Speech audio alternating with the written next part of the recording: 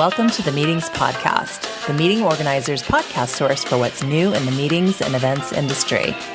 Meetings Podcast is a conversation with a variety of voices that looks at events, meetings, and media. Meetings Podcast is sponsored by IMEX America, America's worldwide exhibition for incentive travel, meetings, and events.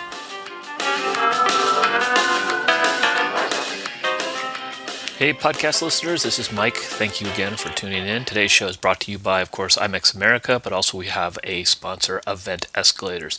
Are you tired of your executives walking up those stairs on each side of the stage? How about the newest trend in speaker comfort, Event Escalators?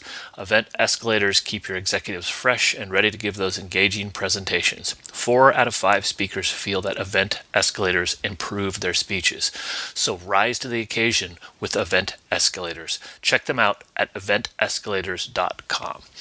Also, I wanted to point out that we are now doing podcasting for events. So check out our website at road.com, and you can find out all about what we're doing with podcasting for events. It's pretty fun, working out pretty nicely. Put together a year-long show for your event. Get people excited before and keep being excited after your event, which is the main thing. Keep that excitement going. So let's get right into the interview, and I will see you after the show. Welcome back to the Meetings Podcast. This is Mike McCallan with Grass Shack Events and Media. And today on the show, we have Gerdie Schreuders. And sorry, I butchered your name, Gerdie. Yes, Gerdie. Hi, Mike. And you are from Live Online Events, correct? That's absolutely correct. Yes, very much. And I really appreciate you talking to me. And where are you right now? I'm in Amsterdam. Or actually, I'm in a little village close to Amsterdam. Very cool. That's where I live. Very cool.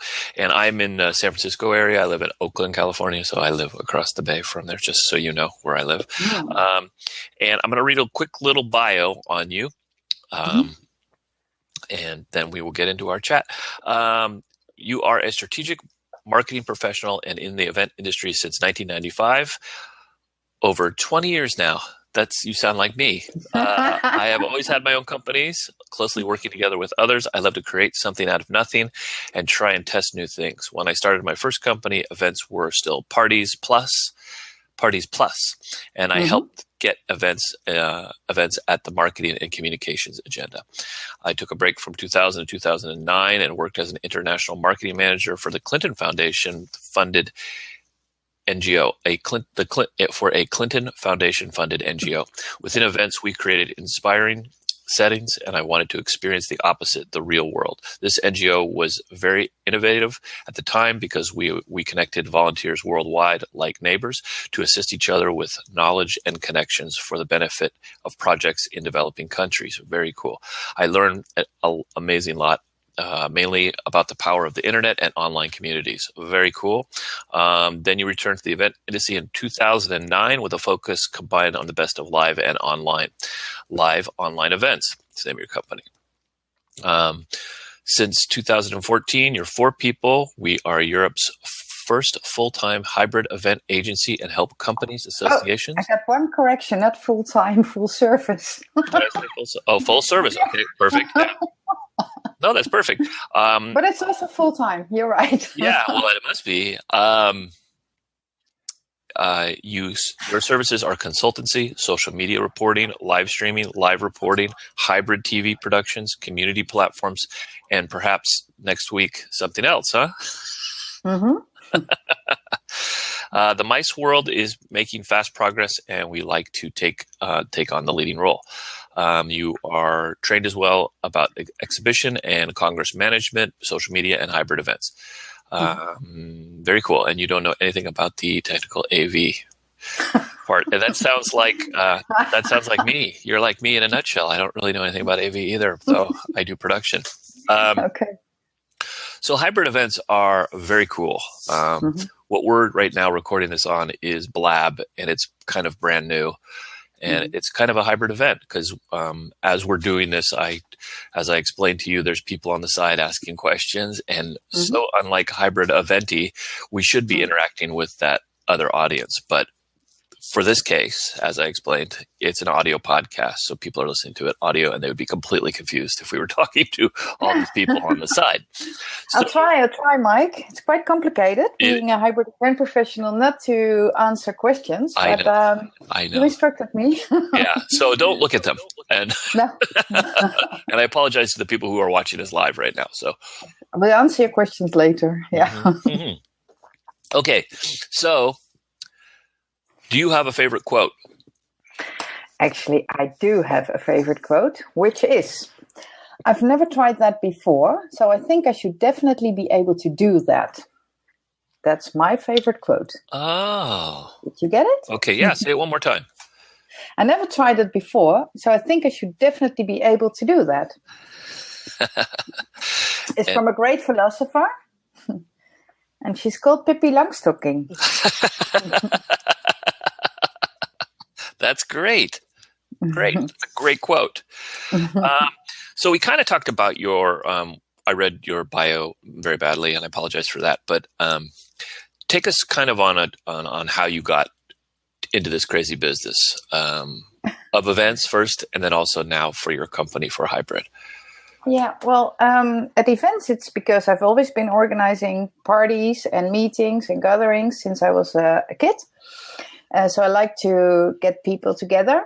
And during my studies, I worked on the side for a temporary working agency. And they had a customer asking me if I knew somebody who could organize their business event. And then in a split second, I decided that it was me doing that. So I told the guy, yes, I know somebody. She's really good, but she's not that experienced yet. So I'll get you a nice price for it. And well, actually, it's me. And then he said, that's okay. Let's do it. And then I organized an event to celebrate their ISO 9001 certificate with their customers. And that was the start of my first company, which was an event organizing company. And that was in the late 90s. So the business was booming.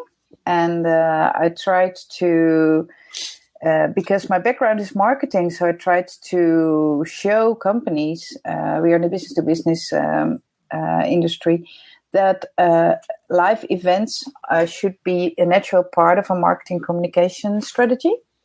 And I've been trying to show how that works in different ways, like by doing it and by writing a book about it, and to teach young new professionals how to integrate this. So instead of organizing parties, we organize business events which are an investment and have a goal. That was part one. And then I moved to Copenhagen and did the same again, actually, but then in Denmark, so organizing events. And then I was completely fed up with it, to be honest with you. Too much champagne, too much blah blah or blab. Too much money spent on too many travels, trips, incentives, etc. So I stopped. I sold the company, and then I went working for an NGO who was connecting volunteers worldwide through the internet, and they were just exchanging knowledge, no money, but knowledge combined. In favor of projects in developing countries. And this was a very innovative company. And there I learned what the impact of the internet is. It's a Clinton Foundation powered organization with loads of connections to the US. And so we had all the new ideas, all the new tools straight from Silicon Valley to our NGO in the Netherlands, or based in the Netherlands, but actually based online. So I had to come to learn very fast about Facebook and Twitter, which we thought was really irritating. Because I was a classical marketing manager, so I was sending out press releases, making brochures, doing all the things I was used to do. instead of using the power of social media. So I quickly learned, and this resulted in in a platform with over 50,000 volunteers worldwide. And all the people working at this company or this organization at that time, we all had a very steep learning curve, seeing the impact of online on communities worldwide. When I stopped working there in 2009, I realized that that all the knowledge within live events or congresses stays within those four walls, which is really a pity because there are so many more people interested in the subject. There are congresses organized about the same themes like sustainability, for example. I don't know how many congresses or events you attended in 2015 where sustainability was a topic. Do you have a clue? Well, I go to a lot of event meetings. Yeah. There is a lot of talk of it, but in the normal ones I work on, no, there's not. The regular business meetings I go, but yeah. No, but on events, a topic like sustainability is being discussed over and over again. And my dream is to connect all this knowledge and to connect these congresses very cool. and make them accessible for all of us, so we can make faster progress than instead of organizing a new event about the same topic again and again. And because I've seen this with this NGO, I knew that using social media, using live streaming later on, it could be used to increase the impact of what you're doing anyway. So tear those four walls away and or tear them down and connect all these congresses with each other and connect all the people with each other. And that's how live online events started, actually, combining the best of live, because I really believe in the power of the physical meeting. But if you can add a virtual meeting, then you give access to the same valuable content, recycle it for people who cannot join or are not allowed to join or are not able to join. Right. Very cool. That's what live online events is, actually. Yeah, that's very cool. And so what's the book? What's the book you wrote? Well, that's a book. It's in... I think it's 20 years old now. Is it? But it's a book about marketing, like events as a marketing tool. Very cool. Yeah. Very cool. Yeah. And can you still get it, or is it? Do you still? You can get it secondhand. No, it's in Dutch, so it won't help you. Okay. No, it's in Dutch. And then, what was the foundation's name? Did it have a name, or do you not want to say? Yeah, it's called Neighbours. Nabwur. Neighbours. Huh. Yeah, it's neighbor and then in Dutch. But it's an international organization. It still exists, but Facebook has taken over most of the functionalities for the villages who are connected. They found out that Facebook was already there. And could offer the same functionality. So instead of building it further, we better use the existing platforms. And so Gerrit, who works with you, is a friend of mine. Did you know that? All right. No, I didn't know. Yeah, we're good friends. And I've seen him at lots of events. He was actually visited here and stayed at my I have a house up in the mountains. Him and his father stayed there. Yeah, it's a small world, huh? Last year. All right, with your father. Yeah. Because I was looking at your website, and there he was all over your website. I'm like, what is Gerrit? So he works with you. That's fantastic. He's It's a very small world, huh? And the other thing I was going to ask you too, along those lines, when you were first doing this on your own, how did it work? Was it like a website that you had that they would log into? I mean, before there was Facebook, I was trying to think so you're... this is a platform. It still exists. You can just check it. It's nabur.com. Oh, okay. So it's just... the Neighbor Volunteering Network. Very cool. Very cool. Okay, what's the next question? What's the biggest challenge you've encountered doing your business? The biggest challenge? Yeah. What do you run into? Yeah, that must be that... that of course we have these early bird customers and launching customers. But there are so many companies still who are afraid of attracting a hybrid audience because they think it's competition and people will stay away. So we always have to challenge that we are not a competitor, but an add-on, an extra value. Yeah, I think that's always been said now, that it actually makes people want to come to the event next time. Absolutely. Yeah, that's what I found. It's getting a taste of. Yeah. And that's and then visit next year. Yeah, no, I agree. So, and how do you handle that? How are you convincing them? By sharing the experiences of previous customers. Most of the times we do surveys where you actually see that people who are attending the hybrid conference or the online part of it were either not interested to get there because it's too far away, for example, or it's too expensive, or it was already fully booked. So those people, you would never have had them in your live event. And the other target group is that people who are only interested in a part of your congress or your conference, they would not attend either normally. Mm-hmm. And so we show these results from the surveys we do with online participants. And we show, of course, the names of the companies we're working for, and that's quite convincing as well, I must say. Yeah. Yeah. So was there a moment that you realized that this was what you wanted to do? Was there an aha moment when you were doing some event? Yes. You said, yeah. What was that? Yeah, that was the tears in my eyes moment.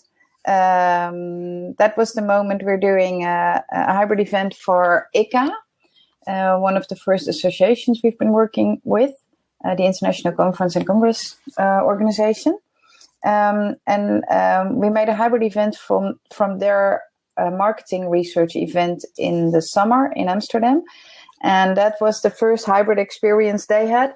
And then we saw people connecting from 75 different countries from all over the planet, asking questions and giving us comments saying, I could never be able to attend in Amsterdam because I'm from Africa and I'm in Zambia and I just don't have the money to travel. And this way I can connect to the most recent marketing information, very valuable for my destination and for my agency. It's very cool. The TED, TED conference. Yeah. We are going. My wife and I bought a ticket to go to watch it at a movie theater here in town. Yeah. Isn't that interesting? Mm-hmm. I don't know there's going to be any kind of a question back and forth thing. It's not really hybrid because I can't really ask them a question. Maybe they'll have something like that there. Would be interesting if they did. But I think you're really onto something for your business. I've done a few of them in the past. Hybrid. I did one called Event Camp, and it was years ago, and we did it in New York, and we used Livestream, the company Livestream, and we had one. They had no wireless in this place. I don't think they had wireless then, but we had one cable running from the computer I had upstairs all the way down because the only place they had was a port at the front desk that we plugged into, and so the hybrid kept going down. During it, and we're like, what's going on? Why isn't it working? And then I run downstairs, and the guy there had unplugged it, and I was like, can you not unplug this? And that happened like 3 times. But that audience was so into it. Yeah, I know. They would log right back in. They're like, they would laugh about it. It was a funny thing. I mean, we knew. No, but it's nice to do these experiments. And that was it, because they became, some of those people became really good friends of mine just from that little silly experience, and then I saw them live and then we laughed about it. And I still talk to them to this day. Anyway, this is not about my stuff. Yeah, I joined Event Camp Europe The one, I think, a year later. Oh, did you? They had a whole bunch of them. They kept going. They were all over the world. Like they kept going, and then we kind of got stopped kind of doing it. But it was fun. Yeah. Fun stuff. Yeah, and still there is some, and because that's why I wrote in the last sentence of my bio that perhaps we do something else next week, because technology is of course improving and getting cheaper. Yeah. So it's getting better available, and there are new social media channels all the time, new tools. So you have to keep on evolving. Yeah, no, I agree. I really agree. We've started to do along the lines of this is doing podcasting for events, because we're finding out that people, like we talked about, like they have the TED Radio Hour where they just do a whole show on a topic, you know. Have you heard that podcast before? It's a great podcast. It's called the TED Radio Hour, and they'll take a subject and then they'll kind of plug in different talks. But, you know, you could do that for your show, right? Yeah. Show it in. Yeah. And then everybody could go listen to the podcast every week or month, you know? Yeah. So, very cool. So what are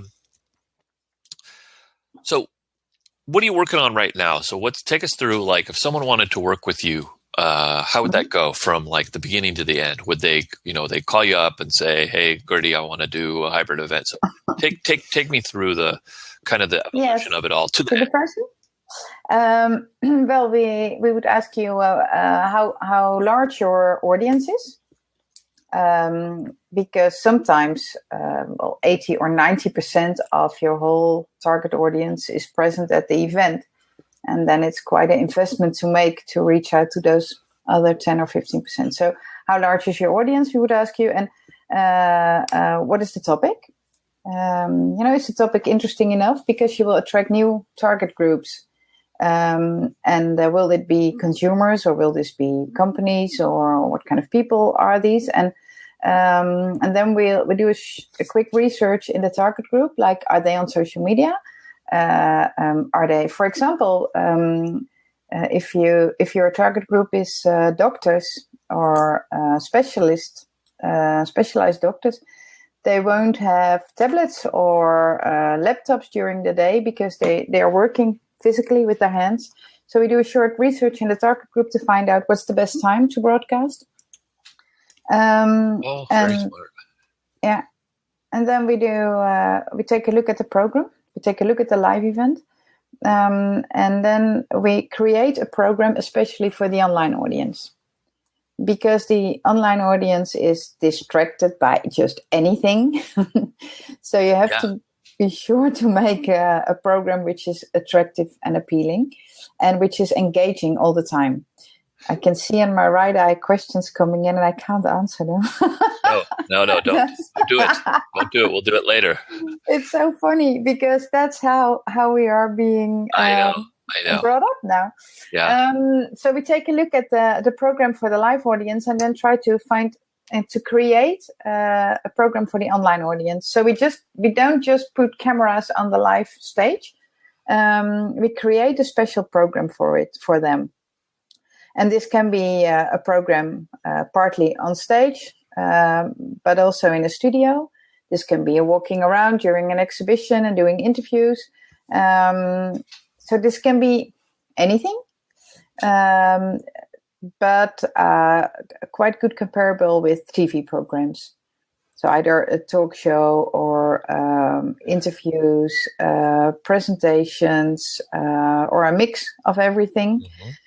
We create virtual goodie bags where people can download presentations or goodies sometimes. Goodies like vouchers or discount things. Yeah. And then we start to do the editorial things, like connect to the speakers, because the speakers are normally not used to be on camera and to talk to two audiences at the same time. Uh-huh. So we do speaker instructions, and we make a marketing and copywriting plan for our customers to recruit online participants. Because there's something special with this recruiting of online participants. It takes place in the last 24 hours. Huh. and that's quite different from recruiting or finding visitors for your events.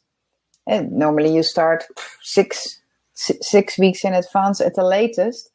And here the focus is on the last 24 hours. Oh, so that's wow. quite stressful and different. The conversion, it really takes place last moment. Because if a colleague is coming in, you are distracted. You're distracted by email. So people put it in their calendars with a pencil. And if something else comes in, then you're out.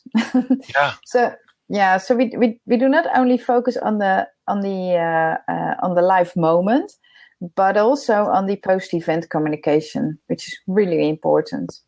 People nowadays are so used to recordings and to look back at things instead of a real-time broadcast. So there's 2 focus points actually. Then we help them with directing the show for the online participants. We have a presenter, a moderator who is answering all the questions and who breaks in to the speakers. And we organize all the technical stuff. One of our partners is responsible for all technical execution. He's our technical producer, and he is the best live streaming technician you can find in the Netherlands, at least. That's great. Yeah. That's what we believe. Yeah. No. And so we have a team which is very experienced in hybrid events. And that's quite unique. And that's why we call it a full service hybrid event agency, because we're not an AV or technical company. We are a content broadcasting or content marketing, whatever you prefer, company. But we have all our technical expertise in-house. And then at the day of the event, we get in with our crew, which can be sometimes 13 different people, like audio, light, live streaming, video, moderator, makeup, runner, etc. So it's like a television crew. And then we create this engaging experience, quite interactive. And afterwards, it's immediately available for everybody who wants to watch it back. And then the editing starts, and we are very much focused on the consultancy part of it, where we design upfront together with the marketing department which videos do we need afterwards. How are you going to use them? What do you need it for? So we make sure we edit it, and we as a customer you get videos you can use them afterwards in your marketing strategy or in your communication plan. That's what we do. And if you look at the big hybrid TV shows, but we're also developing smaller things like only one camera, very mobile, for exhibitions, for example, or for only one-on-one videos, whereas where actually you listen much more than you look at these smaller productions. So it's like a podcast with a view. Yeah. It's very cool. So you guys, you do soup to nuts on the whole thing. That's fantastic. Yeah. I mean, in between there, I had a whole bunch of little questions on, how you like our how you create the, so you create an actual whole agenda besides the agenda that's going on in the live event. You have another agenda. So that's pretty fantastic. Way to keep it going. To keep people's attention is so hard. That's so great. It is. But then if you're capturing it, then you can feed it to them later too, right? Yes, exactly. Yeah. Okay. Yeah. As a total, as a whole, and edit it into smaller pieces. Yeah. Kind of bite-sized chunks. It seems like a lot of people want that now. Yes. We like just in general, because the attention span of people is 0. So you need to have everything has to be like 2 minutes, and 2 minutes is a long time. Yeah, that's funny. We experience exactly the same. Yeah. Short videos. Everything edited back to 2 or 3 minutes. Mm-hmm. Yeah. And focusing on only one little topic. Yeah. A specialized topic. Yeah. Okay, so where do you see this evolving? Well, you kind of said that you have you're going for smaller ones too with a one camera. Is that what you just said? Yeah. I think this the online. I don't think. No, I'm absolutely sure we will always meet physically. Yes. But I'm also sure we will always, from now on, add one or the other virtual component. Whether it's social media, whether it's live streaming, in which form, whether it's Periscope or Blab. But I think for 90% of the meetings, we'll have a virtual audience as well. Yeah, and it seems like it has it anyway, right? I mean, an event will have that anyway for Twitter and Facebook anyway, so you might as well control it a little bit. Not control it, but actually get your message out there. Facilitate it. Yeah, facilitate it. That's the word. Yeah. Perfect word. Yeah. So are you struggling with anything with it right now? Well, personally, sometimes I'm struggling because there is new tools every day and I'm getting a bit tired of it now and then. Yeah. That's a personal struggle. But fortunately, I have 3 colleagues who are really into tech and they like to try and test all new tools and how to use them. So that's okay. Yeah, it's difficult to see what will get adopted too, you know. Yeah, but I think it's also fun that as a marketing professional, in the early days, you didn't need any knowledge about technology or how to make an advertising video or how to make a print advertisement in the newspaper. But nowadays, as a marketing specialist, you need to know how to make how social media works or how the technical part works. And that's interesting in one way and sometimes a bit frightening. On the other hand. Do you then, I mean, on the talk of social media, do you then target where their audience are at? I mean, where they're living online? Is that part of your... Yeah, that's the research we do in advance. What is your target audience? And so not only can they join online and joining the live video, but what channels are they using regarding social media? And do you just poll them for that? Is that one of the ways you do that? Like poll their audience, have them poll it, or do they kind of know mostly the... That's our little secret. No. Is it? No, I mean, that's fine. Yeah, you don't share your secrets. No, of course not. No, but we try to find the influentials in the target group we are aiming at. Perfect. And try to find them. Yeah. Very cool. One of the other struggles actually at the moment, and I think we're not the only ones, is that we experience that the season organizing congresses is getting shorter. So our biggest challenge at the moment is how to organize our company in a way that we can handle 2 or 3 or 4 large events in a week. Because this season is really going up and down, where it's a bit more quiet now, but in March, April, May, June, we will explode. So how to manage these resources? Yeah. That's quite a struggle. I think it feels like there is fewer weeks where international congresses are organized every time. So it's like you said, they're seasons now, but they're shorter. Yeah, the seasons are getting shorter. Huh. It feels like it. And why do you think that is? Because every time we get a question for a new hybrid event, 10 minutes later, the phone is ringing again for another hybrid event for another customer on the same day. So everything is focusing on, I think, perhaps only 20 weeks a year. Well, that might be a good problem. Having too much work. It's not a nice problem. It's what everybody wants. Lots too much work.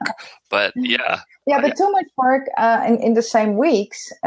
So you have to organize your resources better or differently. Mm-hmm. Very tough. Okay, so take us through a typical day. So I'm going to ask you just some questions about you so people can get kind of a feel for Gerdie. So take us through a typical day. When you wake up in the morning, because it's kind of interesting to hear how successful people, and you're obviously a very successful person, what they do, what are their little things that maybe somebody who's listening go, oh, I should do that every morning or something. So do you have do you have some special diets? Do you, is there, or like special exercise in the morning, or, a lot of people, Yes, a lot of people who have, I've talked to do meditation in the morning, like a lot of successful people. It's very interesting.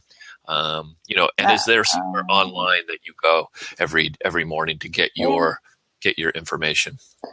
Now, I stopped meditating in the morning, but I used to do that. But now I do open water swimming in the morning. Oh, very cool. And it must be cool. Yeah, really cool. So now we have a winter stop. Now we do swim indoors. Nice. But normally I try to swim as much in open water as possible, which feels perhaps a bit like meditation. Swimming between the cows and and the windmills, in my case. That's beautiful. Yeah, it's really nice. Yeah.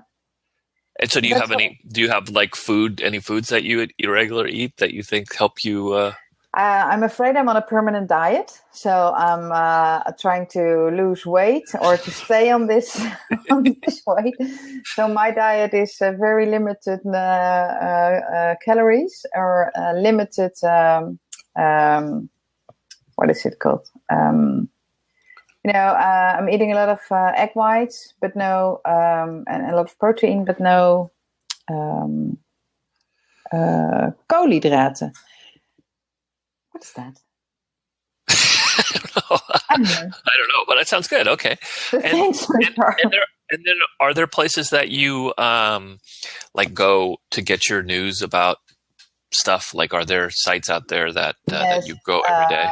Yeah, but when I'm still trying. That's quite a big challenge to switch off my phone at night and put it away. But still, it's the first thing in the morning. Because my alarm is in my phone. So I pick up my phone when I wake up and I scroll through Facebook, Twitter, LinkedIn, the news, email, and WhatsApp, of course. Yeah, and then WhatsApp is very popular in the world. Yeah. I mean, I don't know, the people I run with, that we don't really use it, but all the international people are my friends. Yeah. WhatsApp. It's very, very interesting. Yeah. With the exception of China, they do WeChat. Do they? Yeah. I didn't know that. Okay. Yeah, so what did you want to be as a kid? I wanted to be a teacher. Did you? Yeah. And why didn't you become a teacher? I became a teacher, but not full time. But I'm teaching quite often because I want to stay connected with the next generation. I want to learn. Of course, I want to share, but I also want to learn from them, especially in the field of social media and new tools, to stay sharp, to see what they are using, what kind of tools, and how they're using it. Do you have a book that you gift others? I cannot. Of course, the book of my colleague, of Gerrit, his new book, which will be issued in English very soon, I think at the end of the month. It's called Trending Topic. Yeah, I saw he was asking people to proofread it. Yes, exactly. Or in the English language. I mean, and yes, I can't help with that at all because I'm not very good at it. It's my only language, but I'm terrible at it anyway. Really? Yeah. Well, yeah, I've been reading it in Dutch. It's quite cool. It's a management novel about a Congress organizer in trouble of finding enough participants, and he's using social media to get there. Yeah, I thought it was an interesting way he wrote it. I haven't read it because it's not in English, but I talked to him about it, and I thought it was a really clever way to write a book. Yeah, I'm looking forward to reading it. Yeah, and it's much more exciting than I'm telling it now because it's a real story. You get attached to it. You can't put it away. so read cool. It. That's really great. Yeah, I will as soon as it comes out in English. Do you listen to any podcasts? Yeah, I saw you asking me that, and I really had to think about it. The only podcast I'm listening to is from a Dutch marketing platform called Frank Watching. and they do excellent short podcasts on specific topics. And that's what I'm listening to in the car. And it's called Frank Watching. Is that what you Frank said? Watching, yes. Frank Watching. And is it on iTunes? Sorry? Where do you get it? Do you get it off of iTunes? Yes. Yeah. Yeah, Frank Watching. Huh. Yeah, but it's in Dutch. Yeah, that's okay. You never know, you know. Okay. You ever had a nickname? Not one I want to share. It could be in Dutch, and most of the people who No, listen to this, I still don't want to it share. matter. It could be anything. You'd be like, oh, that's interesting. But so you don't want to share it what it is. Okay, that's fine. What do you listen to music when you work? Yes, I have a disgusting playlist. If I ask other people. Really? Like, what does that mean? And do you listen to Spotify or Yes, I have a Spotify playlist with 90 tracks on it. Mainly Dutch and mainly music other people don't like. That's okay. What I like is music where I know the text from the beginning until the end, so I don't get distracted, so I know what's coming. How funny. That's good. That's kind of a meditation thing, I guess, too. Perhaps, but I play it when I'm working on a concept or on a proposal, for example. Very cool. So when I have to be really concentrated, then I use this playlist. Very cool. That's very interesting. And because it's just almost like white noise in a way. Yeah. Yeah. Very cool. Do you have a favorite documentary that you've seen or a movie that?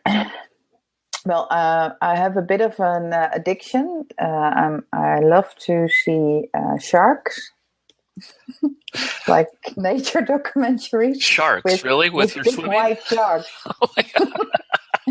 Do you think about them when you're doing your open water swimming? No. That's so funny. Yeah, and I always wanted to be a little mermaid. No, no joking. But I like nature documentaries, also safari things, but especially shark talks. So you like? I don't know why. I think they're scary. Do you have Shark Week there out in? They have that, here on TV. They make a big deal out of it. It's called Shark Week on one of the channels. Sure, yeah, of course. No, I watch for Shark Week. Oh, cool. Yeah. Okay. Yeah. Yes. Okay. But I really like to see elephants. I like to see documentaries about elephants. They're so smart and clever. That's very cool. Okay, so what's the best advice you've ever received?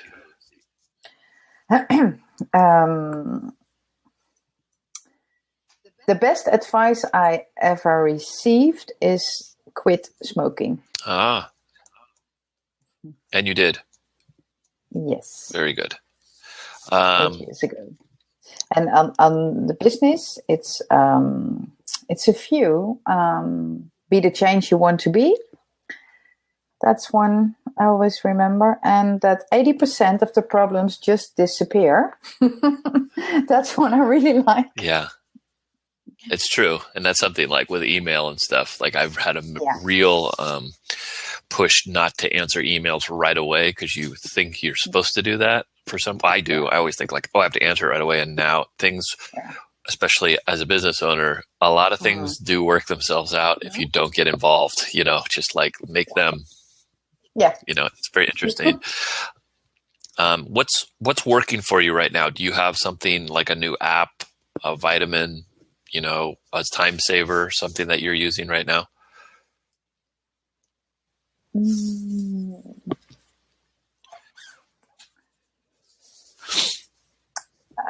Silence. No, I don't know. And what do you guys use to communicate for work? Do you guys just use email or do you use Skype? No, we use WhatsApp, and then WhatsApp. Yeah. What also with customers, but also with the four of us, because we're on our ways all the time. Yeah. It's not very often that we're in the office all together. So we do some Gotomeeting, some web meetings or Skype. Perhaps we should try Blab. Yeah. Well, Blab, For everybody me. else can come in and listen, so that maybe that's not good, but maybe it is. Sometimes it's fine. Yeah.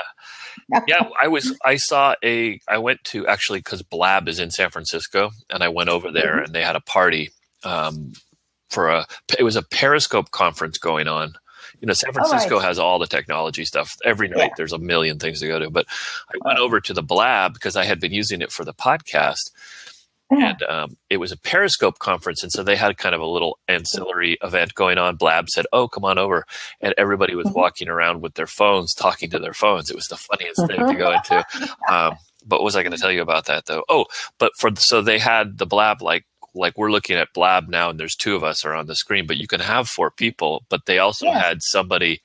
You could see the event. Someone was walking around at the event too. And they were talking to people. So it was a hybrid event, basically, using Blab. So it is.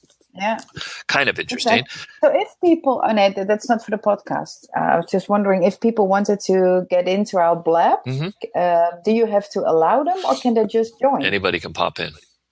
Oh, right. And you can boot people, if they're bad, you can kick them out, which is nice because you do have people coming in and saying crazy stuff. What's your favorite industry event you attend, and why is it so compelling? And then on the flip side of that, what's your favorite event to attend? Because do you have another like cool event that you love to go to? So if industry would be interesting to hear, and then for fun, like what's your favorite? Yeah. Well, of course, on top of my list, I want to go to Burningman, which I've never been. Yeah. And my industry event, it's still fresh. The Fresh Conference. Oh, cool. Yeah. Martin Van Este's conference. Yes. And we spoke to. And I love that conference because it's still experimental. I'm trying to test new things, meeting nice people, and every time we come back with stuff we can use later on. Very cool. Yeah, I would love to go to that also.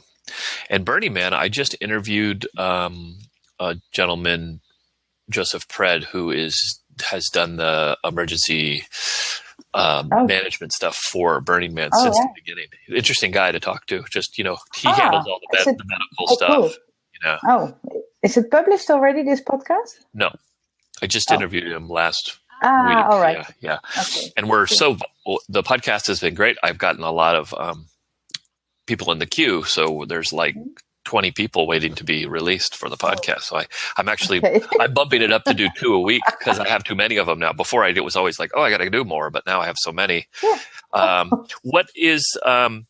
What's the coolest new trend or, have seen or excited about, or actually technology or whatever? It doesn't have to be a trend. It can be what's cool out there that you're excited about.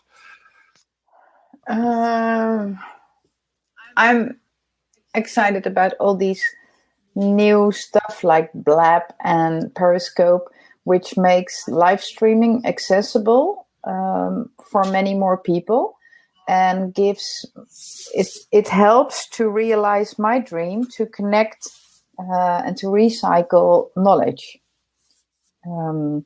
So anything which is connecting people with more senses. My niece, she's 4 years old. She's really pissed off that she cannot give me a cup of tea over Skype. That's cute. And I can imagine, in a way. Someday, huh? Yeah. So, and of course, I also like the virtual reality things and the drones, but not for the sake of being new technology. I like technology as long as I understand it. Yeah. I saw a Pepsi drone commercial thing, and they have it for festivals, and it finds like I lost you at the festival, and I can't find you, and basically it's like on a drone and a balloon, and it points an arrow to the person. It'll fly over their head and point down at them, so you can find them. It's just the weirdest thing. But then I thought they both have phones. Couldn't they just call each other? I'm over. Yeah. But anyway, that was a use of a drone, which I had never seen before. Yeah. Very cool. Okay. What, if you could talk to the high school senior you, a graduating senior of you from high school or from school, what would you tell yourself? Does that make sense? Have fun. I think I was quite serious at that time. Were you? Yeah. Yes. I was really a serious little girl. And I think I would say to myself, have fun. Very cool. Okay, so how can people get a hold of you if they wanted to chat with you? Where can they find you? Here at Twitter with my first name. It's a Gerdie. I won't ask you to pronounce it again. Gerdie, yeah, your last name. That's your Twitter handle, right? That's my Twitter handle, yeah. And where else? Liveonlineevents.com, and it's live with a little dash. Yeah. Live-online-events.com. Or on LinkedIn, of course. That's my name. Or you can send me a WhatsApp message, because I really love WhatsApp. And where can they find you on WhatsApp? Is it the same? No, it's a phone number. It is a phone number. Yes. It's a... Should I say it, or do you post it somewhere? You could say it, and then I will post it in the on the blog post for the. It's 0031 for the Netherlands, and then 622994413. Perfect. All right, Gerdie, thank you so much for speaking with me. Thank you. It was a pleasure. Really fun, and I'd love to connect with you later on again to see what's going on. You know. Great, fantastic. Okay, thank you. Thank you. Bye-bye. Okay, thank you so much for listening to the show. I wanted to thank IMEX. I also wanted to say thank you, the listener. I appreciate you listening to these podcasts. It's a lot of fun to meet these people and talk to them. We are also doing podcasting for events now, so check that out. It's at grashakroad.com. We are doing them for associations and companies, which is kind of fun. We're setting them up for their events, so their sponsors are paying for them, just like this gets paid for. So check it out. It's at grashakroad.com, and you can find everything about that. And you can always contact me at meetingspodcast@gmail.com or mike@grassshackroad.com. Also, would love it if you went into iTunes and left a review. It really helps us get found, and though we are now being sent out in several different newsletters for different meetings industry newsletters, which is fun, but it always helps. So, and I appreciate you again. Thank you. I will talk to you next time. We appreciate and thank you for listening to the Meetings Podcast. Please email with any questions or comments to meetingspodcast@gmail.com. Meetings Podcast is sponsored by IMEX America, America's worldwide exhibition for incentive travel, meetings, and events. The Meetings Podcast theme music is brought to you by the Delgado Brothers, which can be found at delgadobrothers.com.